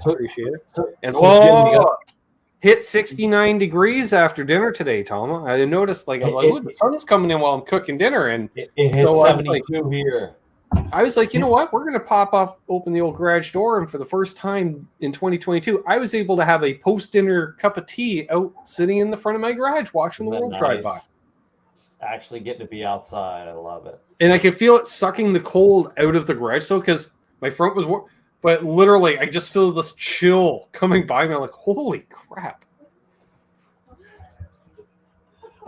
If you're interested in a couple of books that cover the different models of amps, sure. This is a really good book for Fender amps. It's not particularly well written, but it has pictures of everything they ever made. Nice. I've thumbed through that one yet. It's a great book. And here's a hard one to find. Oh, yeah. Gibson amp. This covers everything. You want to? As soon as I see 1933 and anything electricity prior to 1950, when it comes into electronics, I am curious as hell. You know, like, what, you got an oil lamp powering this? Like, what the hell's going on here? You know, I've actually worked on some really early Gibson amps. A buddy of mine has one from the mid 40s. The potentiometers are like that big around in it. They're the size of silver dollars. It's not a particularly great sounding amp, but what do you expect from that era? I mean, it uses all triodes. I was like, it just has to work at that point, right? They're just looking for a little 8-inch speaker, or what did it have? Yeah, just a little tiny 8-inch speaker. Yep. It was probably 8-watt amp, maybe. It wasn't very powerful. You know, it belonged to the current owner's grandfather, and they hadn't played it in years. Mm-hmm. I went in and made it playable. Right. I didn't safe to use, essentially. Yeah, I basically left everything on the top of the chassis, and when I put in new caps, I put them underneath the chassis in a way that didn't permanently modify the amp. They're never going to be able to use the dried out caps on top, but it looks completely vintage, and it still runs. That's a cool way of doing it. Yeah. Yeah. My philosophy with vintage amps is, depending on what you need to do with them, do the least you have to. Yeah, exactly. Tread lightly. If I was talking about that drip edge silver face. It's still got a two wire power cord on it. I could have put a 3-wire, but it's only going to be original once. Yep. He doesn't play it. He maybe gets it out once a year and lets me play it at one of our jams. Why do I want to mess with that? Well, even then, just use like a power bar as a go-between or something. Yeah, there's lots of things. You can put an ISO transformer in there to make it safe. I mean, unless a 2-wire ground doesn't really hurt you unless you're going to walk up to a microphone and get zapped. Yeah. It doesn't. It doesn't matter. If you're wearing tennis shoes, don't worry about it. Yeah. It's just when you walk up to the microphone and you're not grounded properly, you get a big and that's surprise. When you go over and you flip the old switch on the back of the amp. So my philosophy is to do the least to achieve what the purpose of the amp's going to be. Now, if the amp's trashed, the Tolex is worn out, somebody's been through and recapped it, and somebody modified it, do whatever you want with it. But if they're pristine, there's not enough of them left. Exactly. Leave them alone. I get it, coming from the hot rodding side of things. There's only so many stock Model Ts left. Don't be chopped. Go buy a fiberglass body kit. Or if they've already blown and replaced the output transformer, then just go at it. Yeah. I mean, if they've already blown the output transformer, do whatever you want, Exactly. But Jack Collins reports in he won his drag race today and won $5,000. Awesome. Nice. Wow, cool. Very cool. I saw the dog post says I'm modding my tweed basement because I don't care. No holes, just solder. I did clip the cap. Yep. No worries about that. And then and he mentions, hey, yeah, the ground was changed in like 62. Exactly. Yeah. I'm talking to Scott Brockway. He says the depth cap has to be removed. Yes, but you don't have to change it to a 3-wire ground. Right. So, Jim, what would you do? The circuit in your concert, what would it be closest to? All the brown face amps of that era are all the same. It's the same as a Reverb. It's the same as a Pro. What is it, a 6G6 or is it the? I think it's a 6G12 or something like that. Oh, okay. 6 is for 1960. G is the has to do with the year too, and then the 12 is the model. So the concert was brand new in 1960. It replaced the basement. The basement wasn't restored to the line till a little later. Gotcha. Floop-de-doo says someone local is selling a 73 Music Man 410/65 for $700. Is that any good? Huh? Eric Clapton liked them. I was gonna say if you can find a Music Man amp for under $1,000, buy it to flip at the very least because they're worth over $1,000. Some of those Music Mans came with wheels though, so it might be rollable, but it's heavy. Trust me. Oh yeah, it's kind of like getting yourself one of those 5150 combos. Personally, I would not play through a Music Man amp because, as far as I'm concerned, Leo did it backwards. Hey, let's give you a solid state preamp and a tube power amp. How about we do it opposite and make it reliable? Yeah. That's your weak link is tube power. Yeah. Tube pre, that's all your goodness. A solid state power section in an amp, there's nothing wrong with that because it's just making power. That's all it's doing, And if you complain about solid state power amps, I guess you hate every concert you've been to in the last better part of half a century because it's front of house. It's all solid state for PA systems. Nobody's running tube PA systems since the 60s.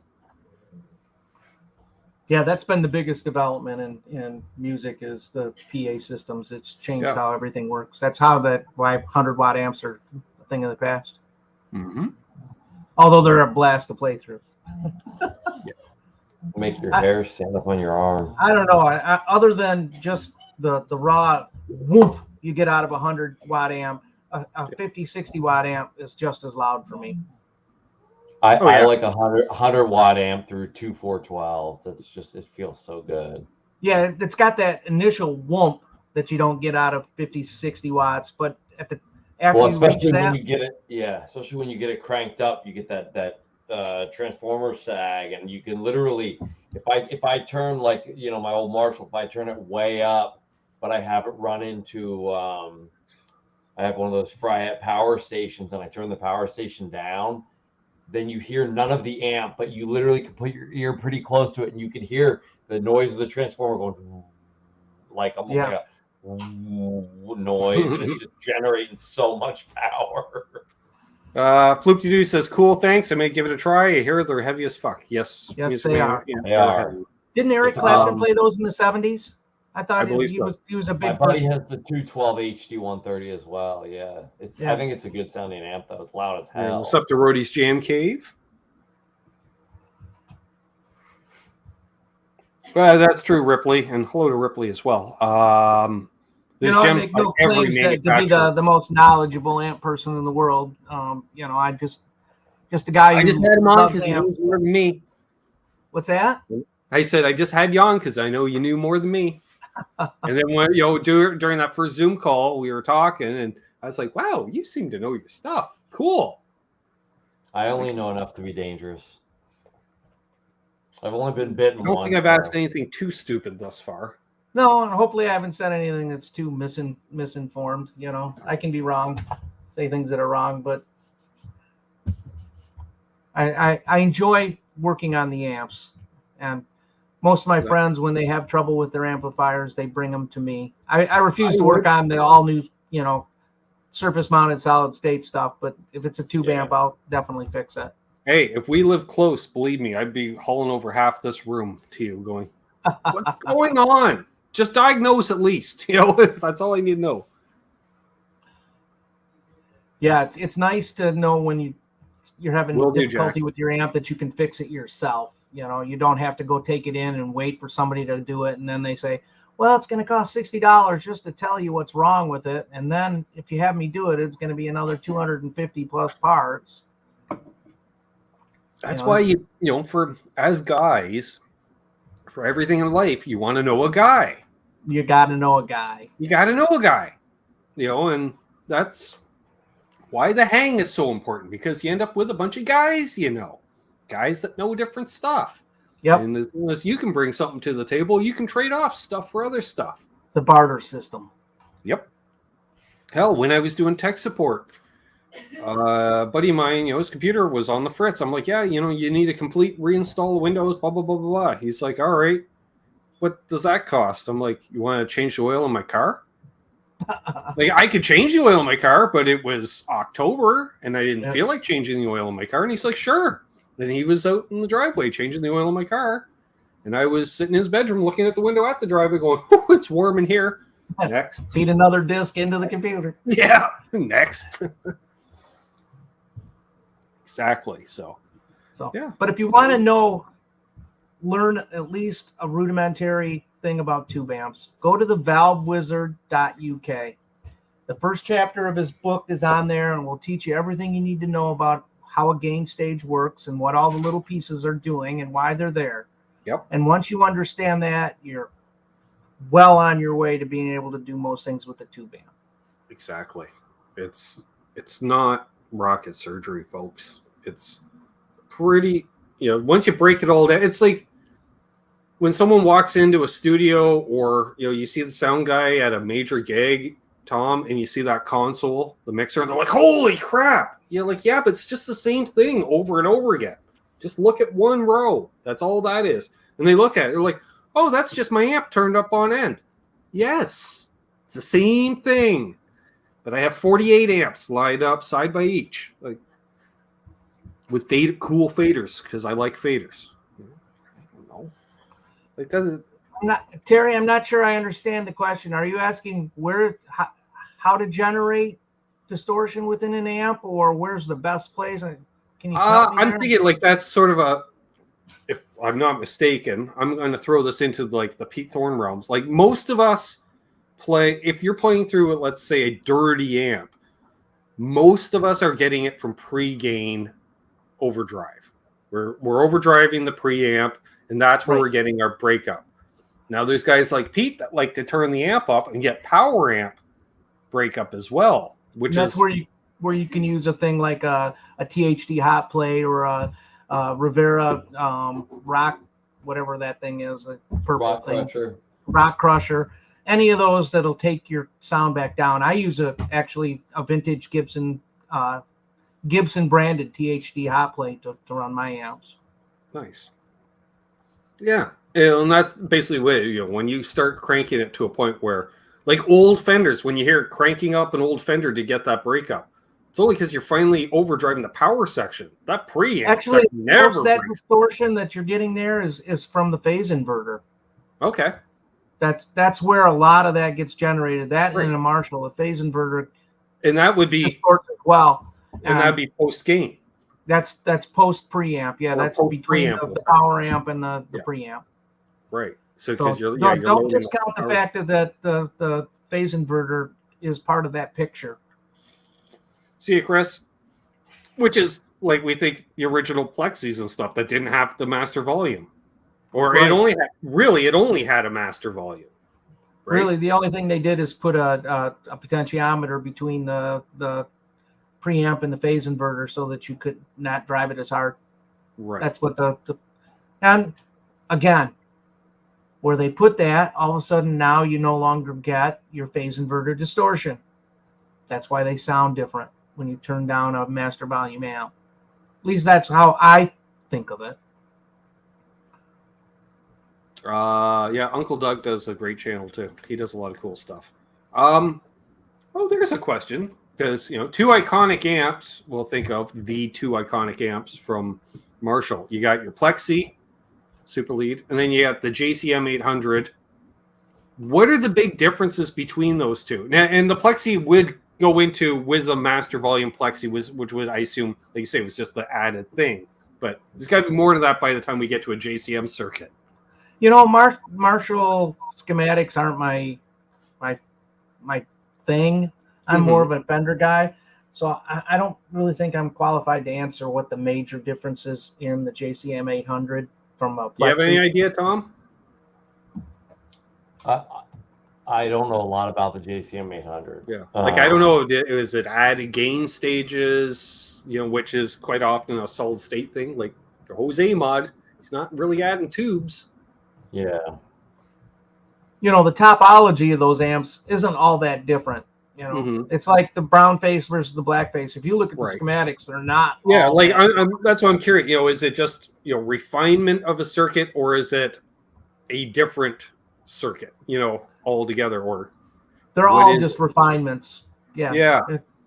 The 800 is just a furthering of the Plexi. Joe, that's a Dave question. Yeah, Dave's your Marshall guy. I'm not a big Marshall guy. I'll work on them, but they're not my favorite amps. Yeah, I was just curious. Yeah, I'm treating it like you're the neighborhood mechanic. It's like. And if I don't know something, I can work on cars, but don't ask me what exactly the evolution is inside that engine. But I don't know a thing about Lamborghinis. Sorry. Yeah. Sorry, I don't know any. I'm not that good with the Marshalls. I've worked with them a little bit, but. Yeah, I can change the oil on that Lambo, but and probably the fundamental reason why I'm not so into Marshalls is if you look at the schematics for a Fender, they're very simple amps, and you can build them. So I studied the schematics so I could learn to build amps. Marshalls are a whole different animal. They're just built a completely different way, especially once you got into the JCM 800 era where there was all divergence. Because I would imagine, over time, as Fender's refining, they're going this way. As Marshall's refining that initial, let's say they both had a bassman to start with, they just refined it different ways. Which, because I don't know, like, do Marshalls and Fenders even share similar tube setup? Like, do they even use the same tubes? Yes, absolutely. Okay. Yep. Because I know there's a lot. Like, I don't know.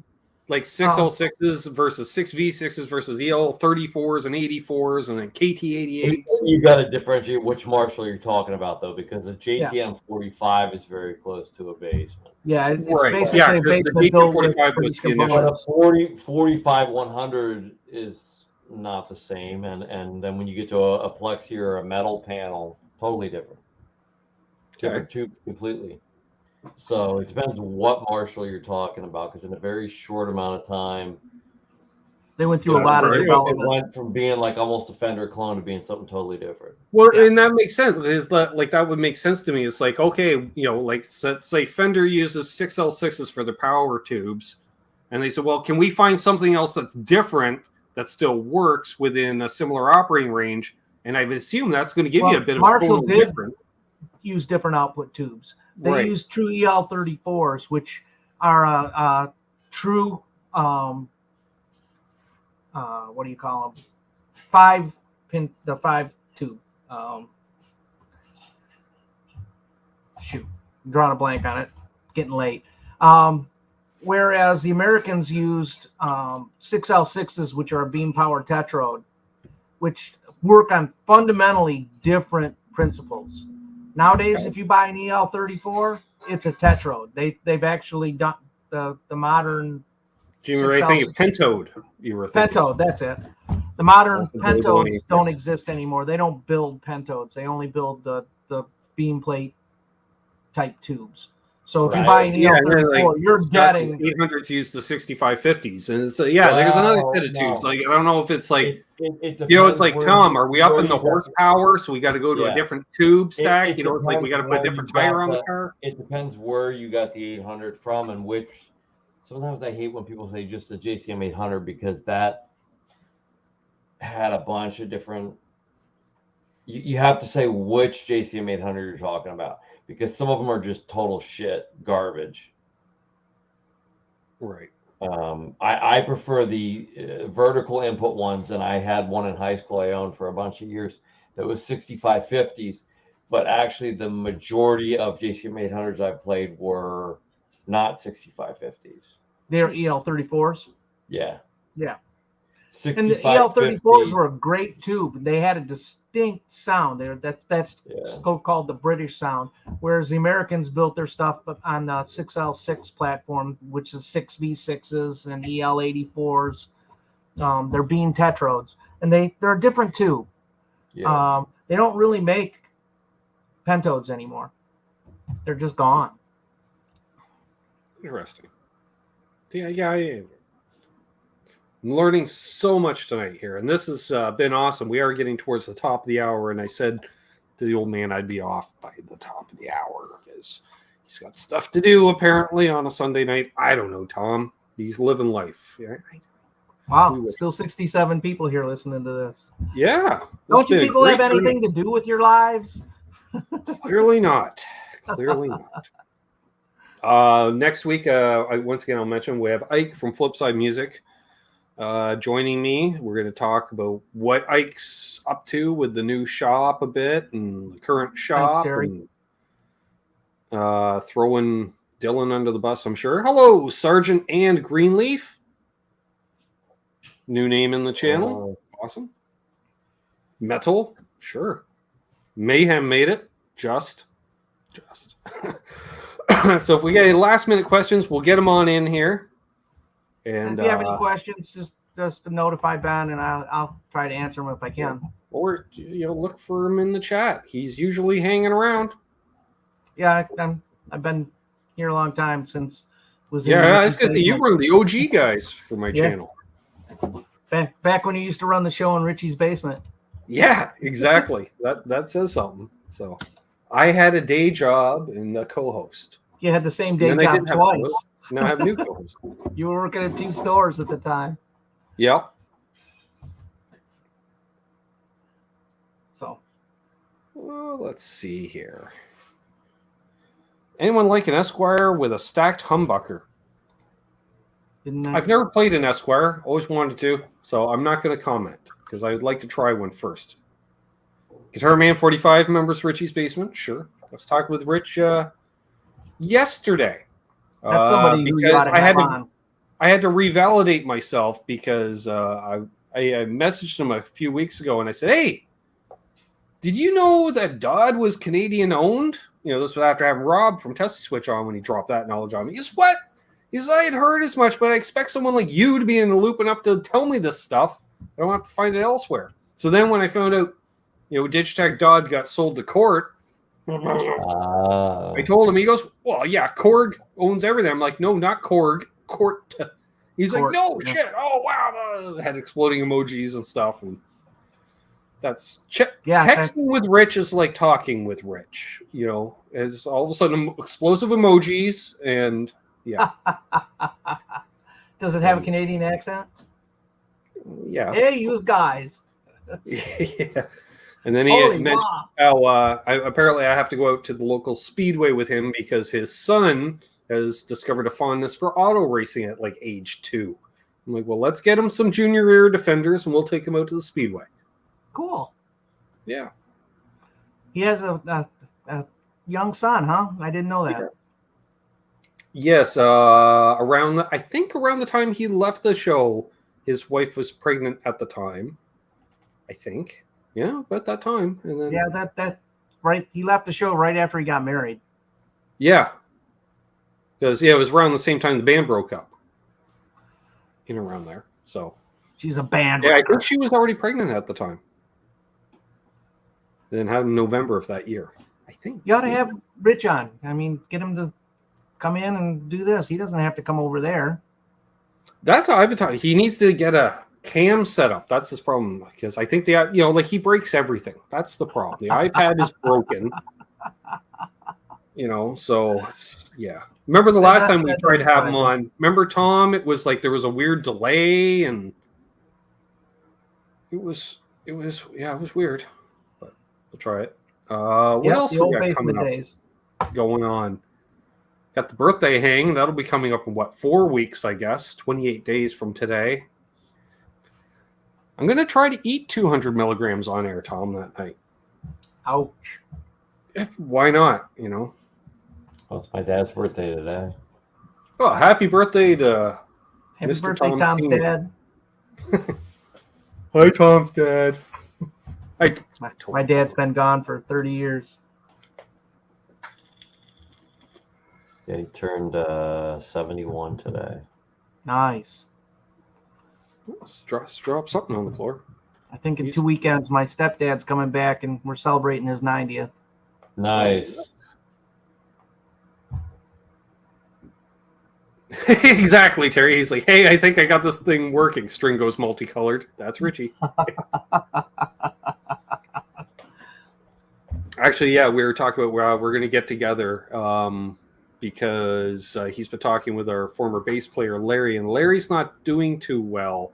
Oh, no. So we're going to call him on a speakerphone, and he's now in a VA hospital with assisted living. Had a couple of strokes and some other things over the last couple of years. So, yeah. So I haven't talked to Larry since literally the day the band broke up. So, and you got to take care of your health. That's number one. Yep. Right, Tom? He did not. Oh, yeah. You're looking a lot better, buddy. I'm glad to see that you're got some energy. Trying to put on some weight.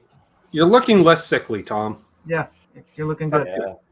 My bones or my joints still hurt though, because there's all this loose skin and literally like the joints, the sockets feel loose now. It's weird. I lost too much weight too rapidly for the wrong reason. Yeah. Well, yeah, Dad's up. He must know it's almost time. So on that note, we'll probably wrap things up, folks. Wow, Guitar 1952 says I was 70 last month, which explains the number. Nice. I believe it's Gary. What's Gary? So there we are. Still plays his Martians, huh, Ryan? Are those made in Pennsylvania? Well, I think, as Randy said, I think we covered quite a bit tonight, which was awesome. We got to see some cool gear, which I always like checking out gear. Tom knows that. You know that. You've been watching long enough. You're like, ooh, what's that? Been here all along. I'm an amplifier nut. The only thing limiting me is space. I didn't show you half of what I have. I hear you. That's why it's all just kind of in a corner. And then pedals. Pedals take up less space, and they still. Yeah, I'm glad I haven't caught the pedal bug, because God, that could be expensive. It starts out cheap. Well, I'll just get a little Amazon pedal and see how that works out. Yeah. Oh, Well, that sounds okay, but now I want the real version that costs 10 times as much. Perfect. Yeah, I want my King of Tone. I should be coming up on the list anytime now. I've been on the list for like 3 years. You would think. You would think. Probably about the time I reach my 90th birthday, it'll be time to get it. Exactly.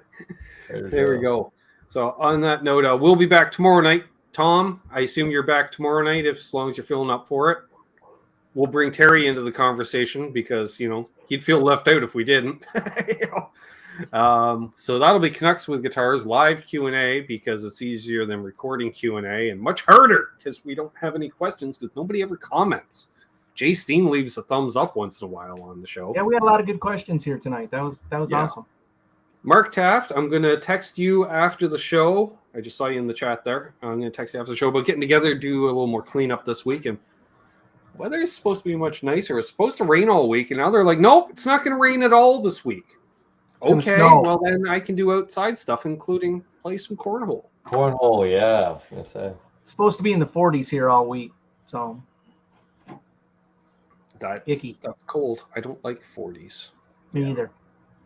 But as long as I'm moving and junk. Sister's got a garbage bin out at her house. I said, how big? She said 30 cubic yards. I went, you do not tell me that. Fill her up. So, yes. And her boyfriend, Scott, was over here today. I was talking to him, and we're in the garage. I'm like, yeah, I'm going to get rid of that. You can get rid of that. He goes, you can get rid of all this stuff if you want. I'm like, no, I can't. It's not mine. So, Dad would be pissed. You'd go out to the garage. Where's all my crap? This place was full. So, need to build appreciate a shed, it. So, okay, I'll wrap up on this, Minis. How much is the barbecue you're looking at? A gas, charcoal, babies? No. Propane, gas, power. It's about 400 Canadian. Unfortunately, it's hard to find a barbecue with the fold-down sides these days, and I'm pretty sure I bought a cover that you got to have the fold-down sides. I bought that cover 2 years ago, but so I'm looking at ones where can I just leave the shelf off? You know, I don't need side burners. I have a stove inside. I don't need side burners. So. Yeah, Mark, we'll play some cornhole. So yeah, it's around 400 Canadian plus tax, so about 4.5 with.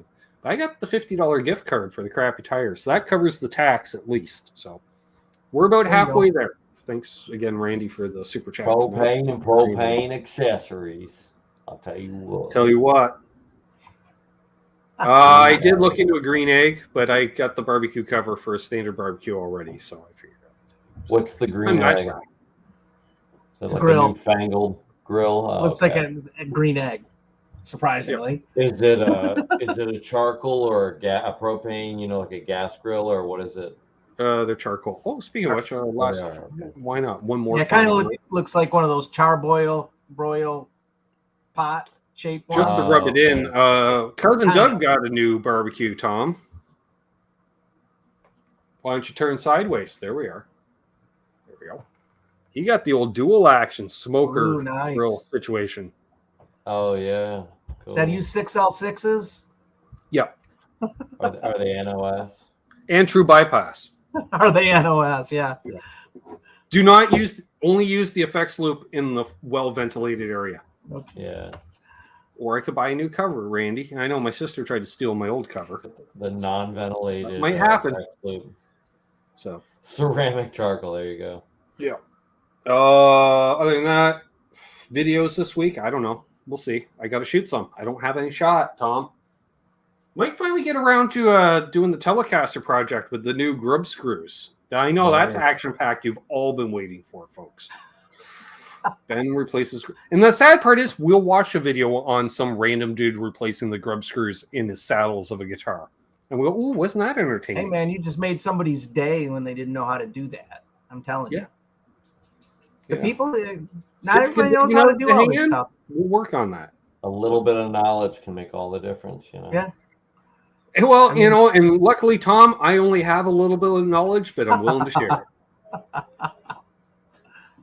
Ryan Hall says, Kramer. Oh, well, Kramer's playing fine. The last time I did the Kramer video was that random ground issue. And then after that, she's been playing fine, you know, steady Eddie. So, and I don't play it that much. So, and I put the coated strings on it for that reason. So it only needs a setup every 2 years. So, fortunately.